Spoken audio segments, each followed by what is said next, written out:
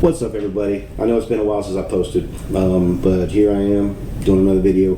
And over the last couple months, I've been buying and selling on eBay. I've been buying stuff at yard sales, flea markets, any place I can find stuff. I recently made some buys I wanted to share.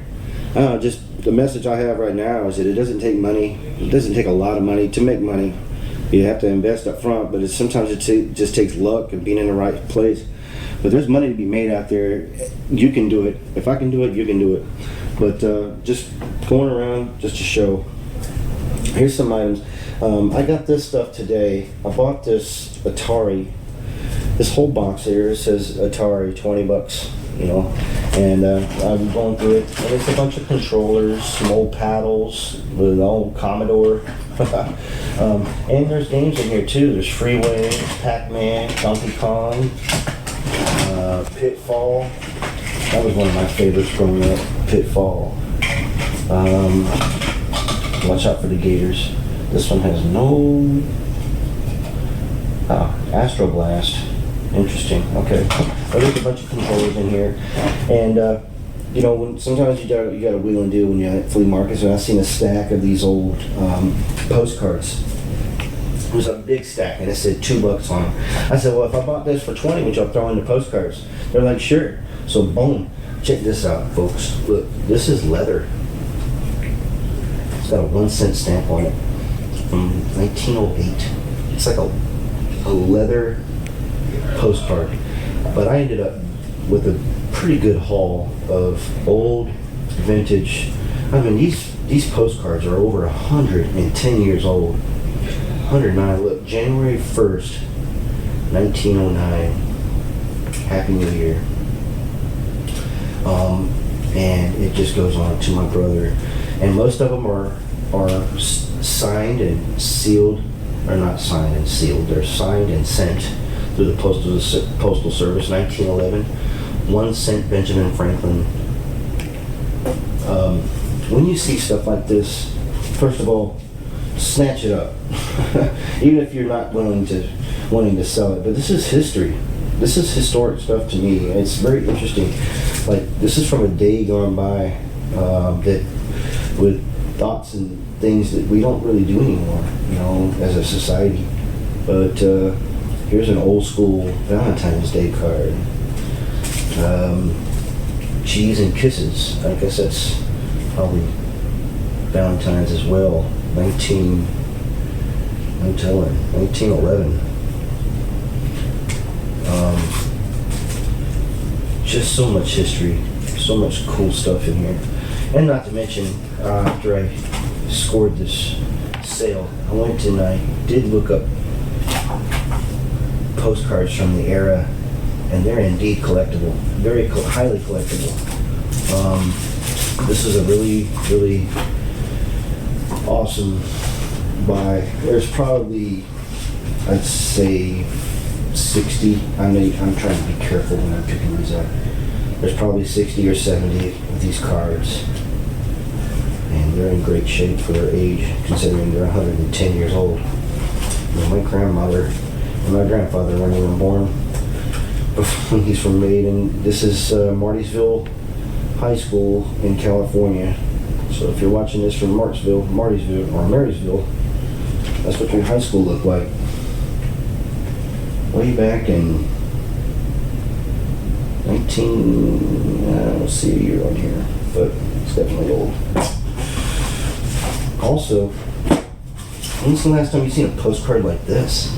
I mean, the type of papers on here, it's just amazing. It says Mildred on it. This one's a Christmas card, and it's got fabric all on the outside. It's just a Christmas card, not a postcard, but a Christmas card. All right, moving on. So I got that for 20. We got these Emmitt Smith game used jersey relic collection. Paid $2 a piece for these. There's Emmitt Smith. Here's Troy Aikman. If you see, you can tell there's a little price tag right there. These are in plastic. It says $149. I doubt it goes for that much. This is $220 at 510. And like I said, it's got a piece of game-used Troy Aikman jersey in there. A lot of old, I'm not sure if this is gold, but this was all inside a World War II soldier's box. Here's his hat from World War II, good conduct medal. Some old lighters. It's a lighter. This is a really cool lighter from check that out, watch. Pull that up and it snuffs the, it's supposed to, it's so hard when you, yeah, you snuff the flame out once you light it. It takes a genius to operate that thing, but it's amazing how they were able to make things like that back in the day. The 75th Infantry Regiment. Also in the box was this leather-bound folder, U.S. Army. And it's a letter inside here signed by Major General Ray Porter. This is farewell address to his division when he, I'm assuming, either retired or changed command, 4th of June 1945. Does this box belong to Major General Porter? I don't think so, I doubt it. I don't know what these are, but I'll have to do more research into it and find out.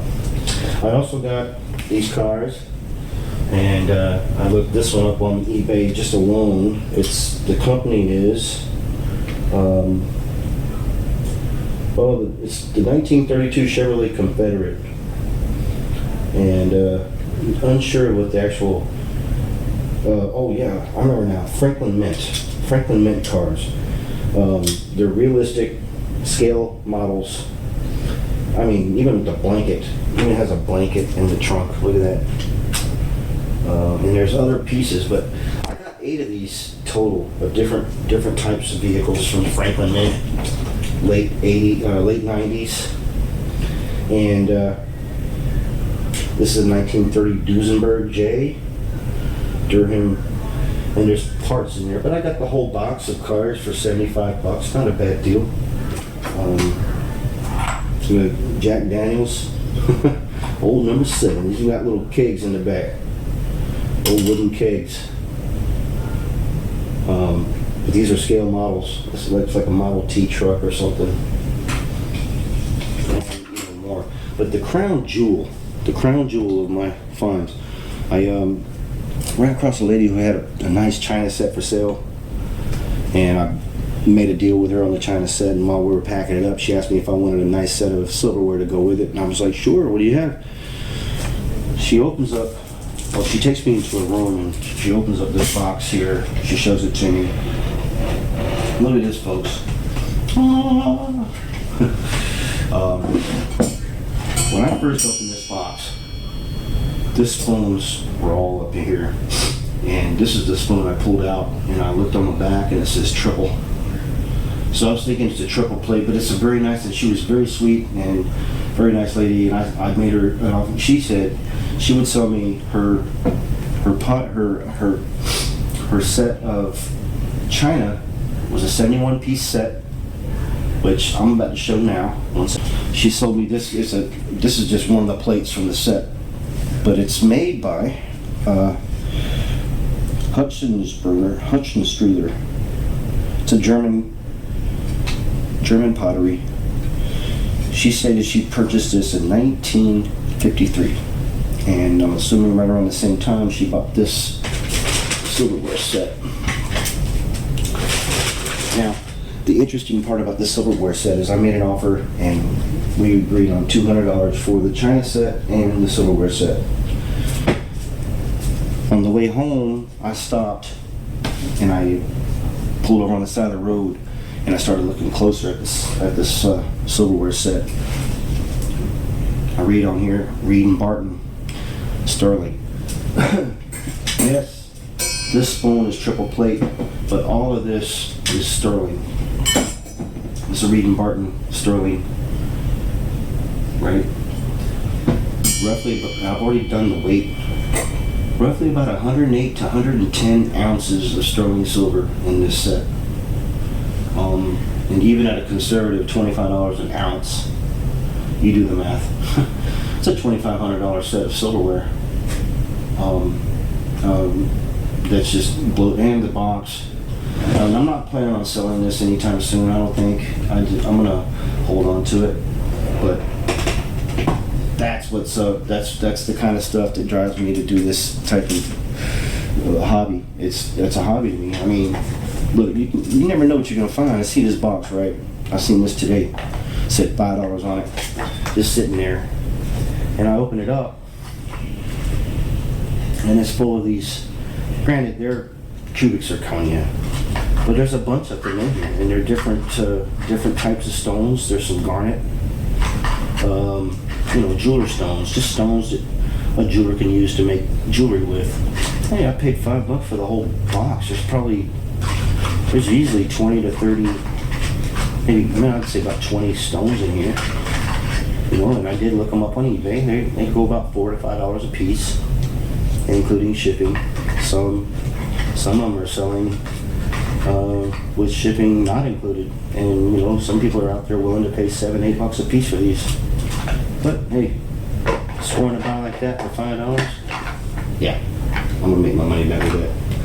You just never know what you're gonna find, and here lately, a lot of folks have been just selling stuff that's awesome, and I got lucky. But I just wanted to show that it doesn't take money. It doesn't take a lot of money to make money. You can make money on a few bucks. It takes time to get it because you got to list it, you got to do your own thing. But regardless if you're using eBay, Mercari, Facebook Marketplace, or just holding on to it, waiting for value, get out there and do it. I was able to do it, and hopefully you will get out there and do it too. Stay tuned to my channel. Link to my eBay will be down in the description. You never know what I'm going to post. It could be something outdoors. It can be something out fishing somewhere. It could be something, just some scenery photos. It could be something like this. I don't stick to just one game plan yet. Just trying to find my niche. So, yeah, take care and bless you till next time. See ya.